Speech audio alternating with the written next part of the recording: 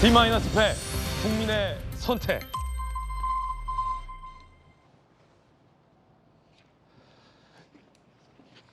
총선을 100일 앞둔 오늘 서울, 경기, 인천 이 수도권의 시민들의 정당 평가.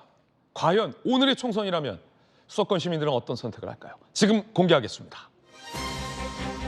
총선 D-100 신년 여론조사 서울, 경기, 인천 전체 지역구 253석 중 많은 의석수를 차지하는 수도권입니다. 수도권. 4월 10일 어느 정당 후보에게 투표하시겠습니까? 라고 물었습니다. 먼저 서울 시민들이 이 여론조사 질문에 답했습니다. 34.6%는 국민의힘을 선택하겠다. 33.5%는 민주당을 찍겠다라고 답했습니다. 수도권이 전반적으로 박빙입니다. 경기 30.0%가 국민의힘을 찍겠다. 민주당은 40.7%, 경기도는 민주당이 앞서군요. 인천 35.1%가 국민의힘을 찍겠다. 34.7%가 민주당을 선택하겠다라고 답했습니다. 그런데 아시다시피 인천 같은 경우는 주로 민주당이 우세하게 여론조사가 나왔던 수도권 지역이기도 한데 자 지금은 35.1 대 34.7로 박빙의 여론조사가 실시됐습니다. 서울과 인천에서 국민의힘과 민주당이 깻잎 한 장 차이로 박빙 양상을 보이고 있다라는 의미이기도 합니다. 다시 한번 서울 34.6 국민의힘, 33.5 민주당, 경기 30, 40, 인천 35.1, 34.7입니다. 자 그렇다면 이 여론조사 직전의 여론조사 결과는 어떻게 나왔을까요? 여론조사는 추이가 중요합니다. 그래서 서울, 경기, 인천의 이 직전 여론조사와의 비교 추세를 준비했습니다. 함께 보시죠. 자, 먼저 서울의 여론조사 추이입니다. 2023년 6월 15일 총선 300일 전에 실시했던 여론조사와 2024년 1월 1일 총선 100일 전에 오늘 발표된 여론조사 결과를 비교해 보겠습니다. 서울의 경우 300일 전에는 민주당이 35.1의 지지율을 보였습니다. 그런데 100일 전 33.5로 민주당의 지지율이 하락했습니다. 그렇군요. 반면 국민의힘은 총선 300일 전에 30.8%의 지지율이 총선 100일을 앞두고 34.6%로 상승을 했습니다. 민주당은 하락세의 그래프, 국민의힘은 상승세의 그래프를 보이다가 이 지점, 어디에선가 이 지점에서 양당의 그래프가 교차되는 현상이 발생했군요. 한동훈 효과다. 국민의힘 내부에서는 이런 얘기도 나옵니다. 자, 그럼 경기 한번 볼까요? 경기는 민주당의 우세가 강합니다. 300일 전 37.4에서 100일 전 40.7%로 민주당이 우위를 더 굳히고 있습니다. 반면 국민의힘은 30.6에서 30.0으로 큰 차이 없이 약보합 하락세를 보이고 있습니다. 이번엔 인천입니다. 인천은 민주당이 전반적으로 의석수를 많이 차지하고 있습니다. 35.7, 300일 전 민주당의 지지율이 100일 전 34.7로 미세하게 하락을 했습니다. 반면 국민의힘은 300일 전 30.8%의 여론이 100일 전 35.1%까지 상승하며 상승세를 보였습니다. 인천 역시 이 어디에선가 양당의 지지율이 교차되는 지점도 보이고 있습니다. 서울 수도권에서 국회의원을 역임한 바 있는 안용환 의원님, 이 그래프를 보고 저희 시청자 여러분들 중 상당수가 야, 의외인데 치열하겠다 이런 반응도 나올 것 같아요. 어떻게 분석하십니까? 네, 일단 방금 앵커 말씀하신 것처럼 여론조사는 추세가 중요합니다. 일단 동아일보에서 돈을 많이 썼다는 데 대해서는 제가 보통 표본이요. 예. 1000명 정도가 기본입니다. 그런데 동아일보가 지금 각 지역별로 한 800명씩 했어요. 그러니까 2,500명 정도를 했는데 네. 그러니까 평소 타 언론사 여론조사보다 한 2.5배가 더 많은 저희가 표본을 또 쓸 가지고 땐 있습니다. 쓰거든요. 네, 돈을 좀 썼습니다. 네, 그럼요. 그래서 좀 유의미한 결과는 생각이 드는데 일단 300일 전과 100일 전, 200일 사이에 굉장한 변화가 있었다는 거. 네. 수도권에서 전체적으로 보면은 지금 수도권에서 국민의힘은 5%가 올랐고 민주당은 1%가 하락했어요. 그러니까 지난 300일과 100일 사이, 즉 200일 사이에 그 정치적 환경의 변화를 여론이 반영해 준 겁니다. 즉 국민의힘에서는 그동안 많은 변화가 있었어요. 첫 번째 인요한 혁신위원장이 어찌됐든지 간에 뭔가 변화의 움직임을 보였고, 그다음에 비대위가 형성되면서 한동훈 비대위원장이 취임하면서 당이 뭔가 예. 변화하려는 노력을 보여줬다는 게 여론에 반영이 된 게 아닌가 싶습니다. 지금 이 서울 지역 그래프를 보면 말씀하신 안영환 의원께서 말씀하신 그런 지점들이 꾸준히 국민의힘 지지율을 끌어올리는 그렇죠. 거의 한 작동을 했다. 300일 전과 100일 사이인데 200일 전선부터 아마 엎어치기를 하지 않았는가 싶고요. 예. 그럼 이제 민주당은 변화가 없었습니다.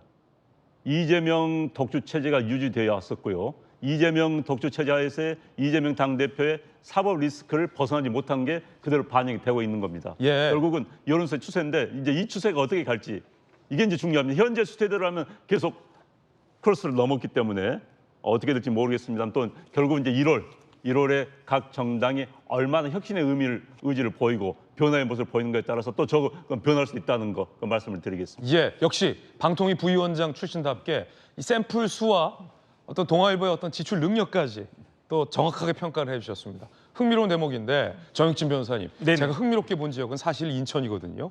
인천은 지금 이재명 대표가 지역구를 갖고 있는 지역이기도 하고, 두 번째, 인천은 특히 인천의 많은 현역 의원들이 송영길 전 대표의 돈 봉투 의혹에 연루된 지역이기도 합니다. 물론 인천 의원들이 다 연루됐다고 볼 수는 없겠습니다만, 그리고 이 인천은 민주당의 강세가 전통적으로 나타났던 지역이기도 한데, 지금 추세를 보면 지금 35.1%의 국민의힘, 민주당 34.7%, 민주당 지지율은 추세의 변화가 거의 보이지 않는데 국민의힘의 지지율 그래프가 서울보다 오히려 더 가파라요. 어떻게 보십니까?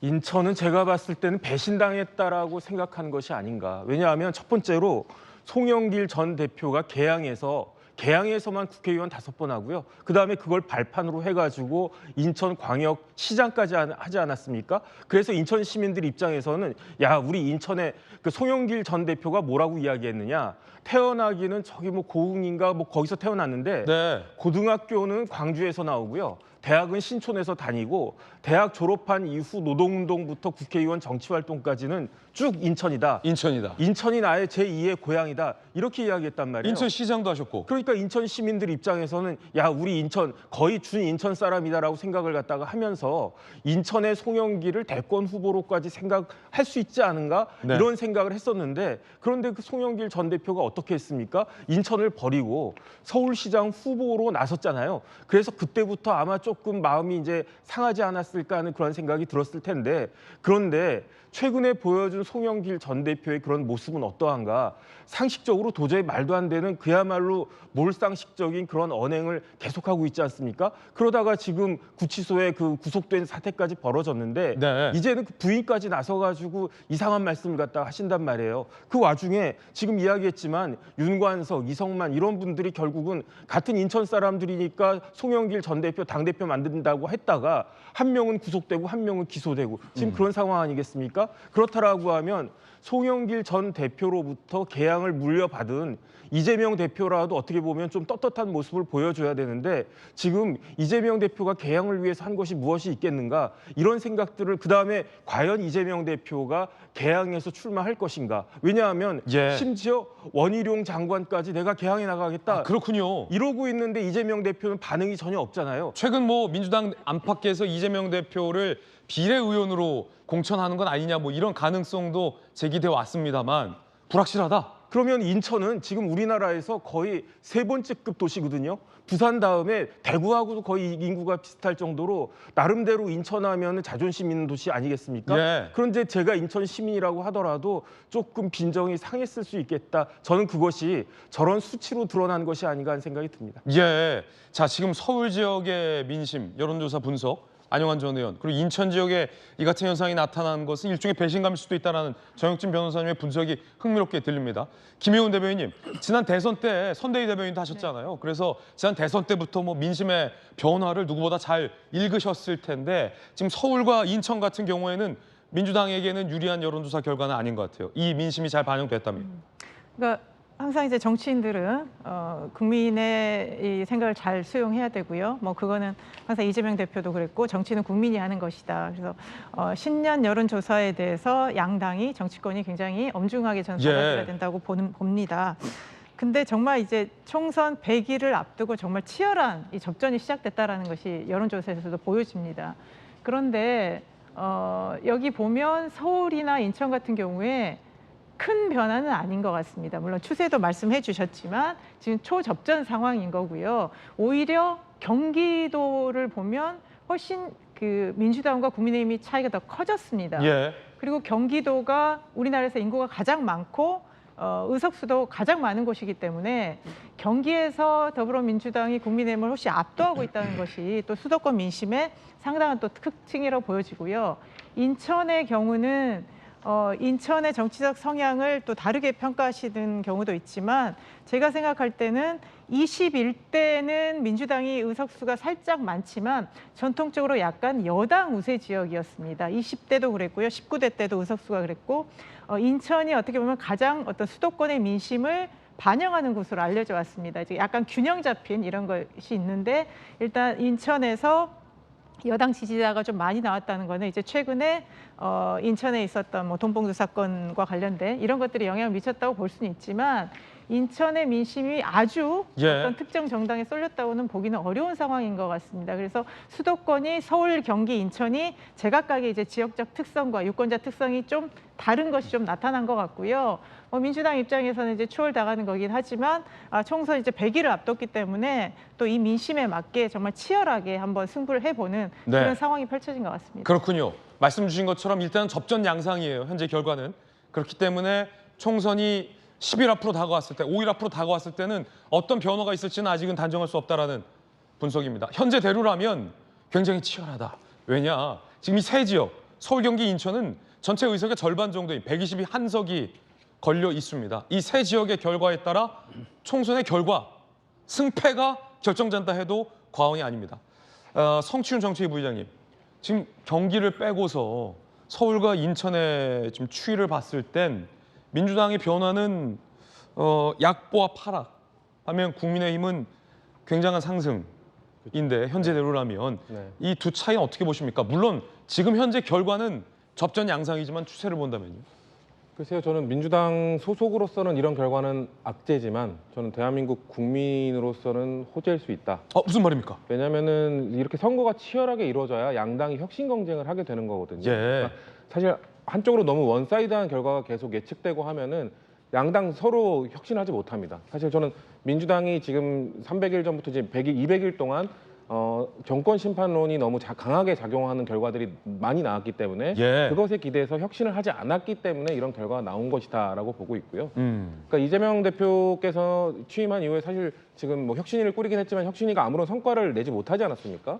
국민의힘은 인요한 혁신위도 냈고 지금 비대위까지 출범시키면서 뭔가 그 결과에 대해서는 그 과정에 대해서는 평가가 갈릴 수는 있으나 어쨌거나 보수 지지자들 국민의힘에서 등 돌린 보수 지지자들이 보기에는 그래도 뭔가 노력하고 있구나, 뭔가 하고 있구나라는 메시지를 줄 수 있는데 민주당에게 등을 돌린 진보 지지자들에게는 지금 아무런 메시지를 주고 있지 못하다는 거죠.